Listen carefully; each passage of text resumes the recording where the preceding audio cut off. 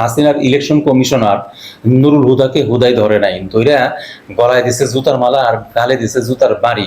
এর সাথে সাথে হাবিবুল আওয়ালকেও ধরছে, দুইজনকেই ধরছে। এই নুরুল হুদা কিন্তু রাতের বেলা ইলেকশন করছিল, ভোট করছিল।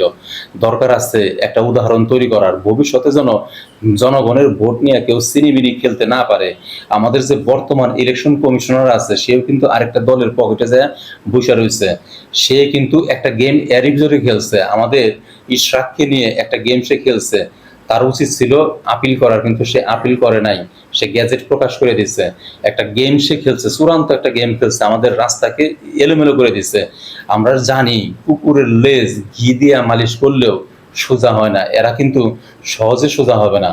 নিদর্শন দিতে হবে, উদাহরণ তৈরি করতে হবে যে পানিশড হয়, এখানে বিচার হয়, শাস্তি পাইতে হয়, তাহলে যদি ঠিক হয়, তাছাড়া ঠিক হবে না এরা।